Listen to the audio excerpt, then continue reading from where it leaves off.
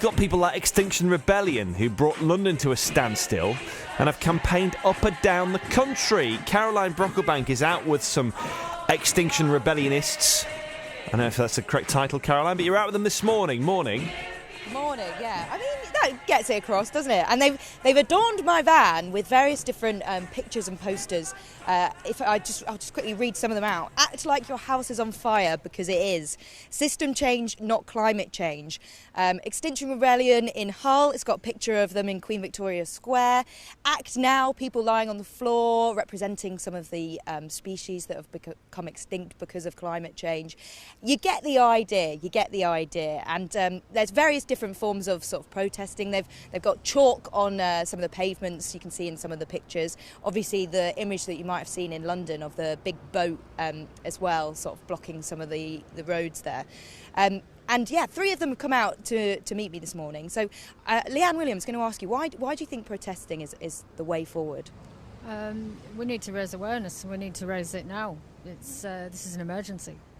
And Melissa Shode, what's your thoughts on it? Why do you really feel like Extinction Rebellion protesting is the way forward?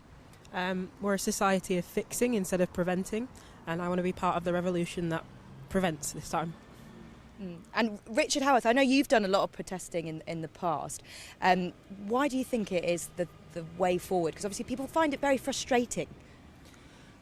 We need change urgently because this is an emergency, and the only way that's going to happen is large numbers of people on the street. This is not something that we can leave to other organisations or other people to fix. People need to get on the streets and make change happen.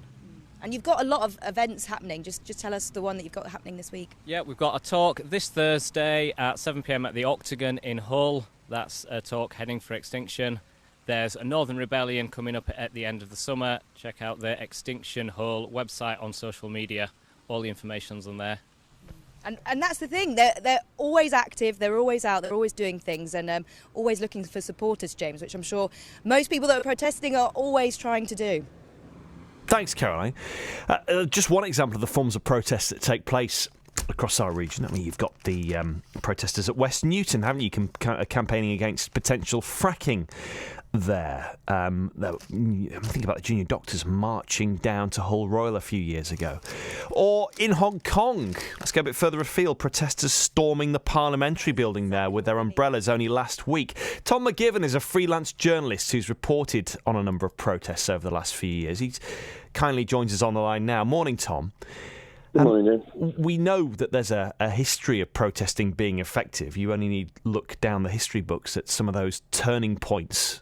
But let's talk about modern protesting, particularly in the internet age. Have you seen a change in the way you've reported on it? Yeah, absolutely. I think technology is the most sort of central factor to why and how protest has changed over recent years. I think firstly, this is to do with ease of communication. So mobilisation and protests have become far easier in recent years, whether this is through sort of public websites like Twitter and Facebook, or on private encrypted networks, so WhatsApp, or what a lot of protest movements use, an app called Signal, because it makes it easier to communicate with large groups of people. I think you should also, ease of movement is probably the second most important factor, where technology has simply made it easier for people to move around the country. So if you want to join a group of like-minded individuals on the other side of the country, let's say you live up north, but you want to join a protest in London, it's far easier to travel. So I think, for better or worse, protest movements become a lot more inclusive, and I think also a lot more impulsive. So they become a lot more reactionary, and in that sense require less effort to mobilise people than perhaps they did 20, 30 years ago. Do you think that as perhaps the national temperature gets turned up over something like Brexit, for example, protesting, you mentioned, become more impulsive, but should the authorities be concerned about the power of protest which the population has? I think that is absolutely true, that the power of the individual to protest, and I guess join protests, has absolutely increased. And I think, one thing that you have seen the rise of, which I think certainly is more dangerous, is hacking.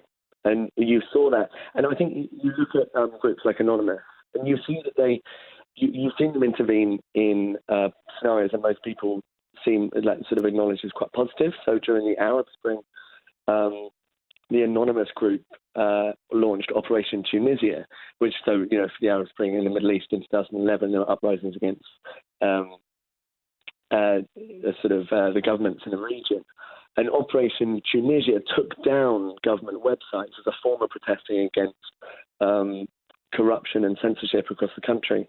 And I think, obviously, that does show that the influence that the individual has, or the influence that the individual can have, is certainly much greater.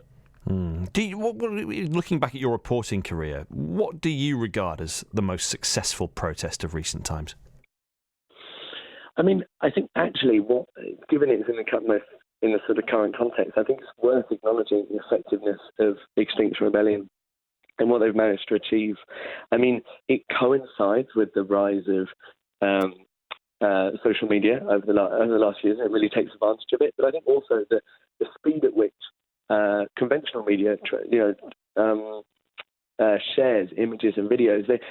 What you heard earlier was Extinction Rebellion talking about a technique called nonviolent direct action. So that is essentially, rather than just marching, it means you boycott or you strike or you occupy somewhere. And that's not new. That's been around for decades and centuries, really.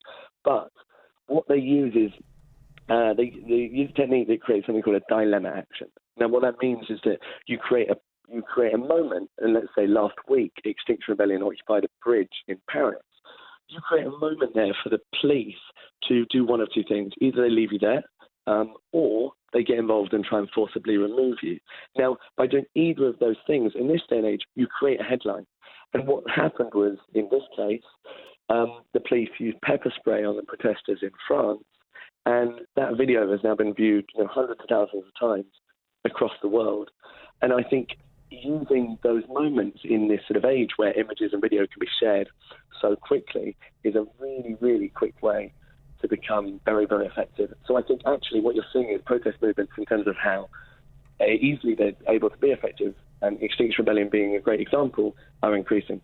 Fascinating to hear you talk this morning, Tom. Thank you very much for your time. Tom McGivern, freelance journalist.